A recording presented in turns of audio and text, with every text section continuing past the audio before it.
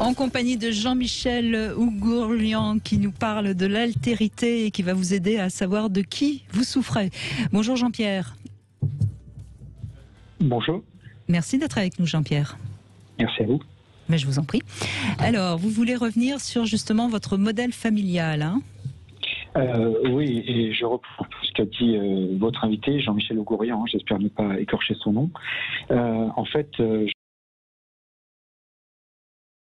en ayant pioché un peu partout, j'ai pu à la fois construire ce que je suis aujourd'hui, le consolider, et puis apporter, je pense aussi, une certaine modération dans les sentiments, quels qu'ils soient.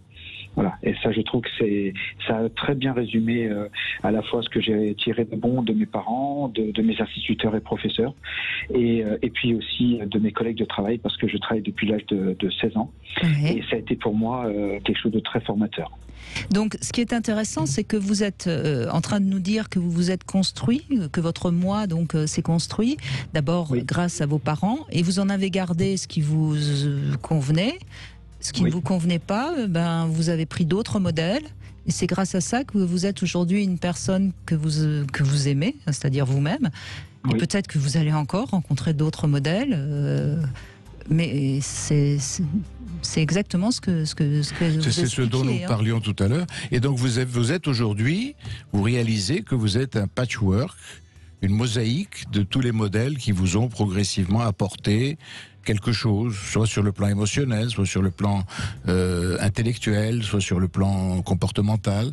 Bref, ils vous ont éclairé sur un point, ils vous ont indiqué une voie, ils vous ont montré un chemin, et c'est l'ensemble de toutes ces expériences, de tous ces modèles que vous avez rencontrés, qui aujourd'hui vous constituent.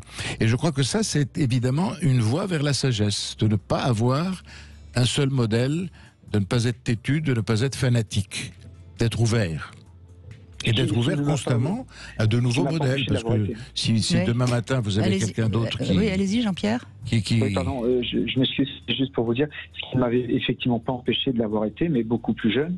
Et aujourd'hui, je pense avoir bénéficié de cette espèce d'apprentissage, parce que je me résume souvent apprenti un jour, apprenti toujours. Et voilà, au gré des années et des décennies qui passent, je monte d'examen en examen, on va dire. Mais quand vous étiez très jeune, alors justement, vous n'aviez qu'un seul modèle, c'était qui? C'était quoi? Non, alors, j'avais pas forcément qu'un seul modèle, mais comme beaucoup de jeunes, on pense souvent avoir la science infuse. Et c'est vrai que c'est d'ailleurs ce qui plaisait aux adultes qui discutent avec moi, c'est que je m'imposais souvent. Et donc, je faisais part avec ferveur de mes croyances, notamment politiques, pour être très franc avec vous.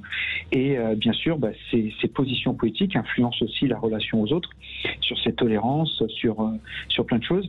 Et c'est d'avoir été dans le monde ouvrier. Donc, voilà, un monde ouvrier, donc vous l'imaginez, industriel, très rouge, hein, dans la couleur politique. Et en fait... Mais c'est important ce que vous venez de dire, Jean-Pierre, parce qu'en effet, en politique, parfois, il y a un seul modèle, et c'est là où on voit bien que quand il y a un seul modèle, on est obligatoirement dans la rivalité. Absolument. C'est ça. Absolument, parce que à ce moment-là, si vous voulez, vous êtes un petit peu... si vous n'avez qu'un seul modèle et que ce modèle est multiple, c'est-à-dire tous ceux qui vous entourent, la foule qui vous entoure, vous êtes un peu dans la situation des moutons de Panurge, vous comprenez? C'est-à-dire que vous ne vous posez aucune question, vous foncez avec le troupeau, et puis tout ça va vers la mort, va se jeter dans la mer et la mort. Et le fait d'avoir le courage de se dresser, si je reprends l'image du mouton, sur ses pattes de derrière et de regarder où on va, vous permet d'éviter la catastrophe. Oui, c'est vraiment ça. Qu'est-ce qui, à un moment donné, justement, Jean-Pierre, vous a permis de mettre d'autres... de voir les choses différemment, de ne pas rester dans un seul bloc de pensée ? D'avoir continué, et ça, beaucoup de gens, derrière le poste s'en rappelleront peut-être, c'est que quand on a été apprenti, donc en alternance, eh bien, on alternait à la fois la vie scolaire, avec une certaine façon dont nous était présentée la vie, et la vie professionnelle avec ses réalités, ses douleurs, avec ses complexités, hein, des femmes et des hommes qui avaient des enfants, donc une réalité que je n'avais pas de l'autre côté quand on était sur le terrain, sur le terrain.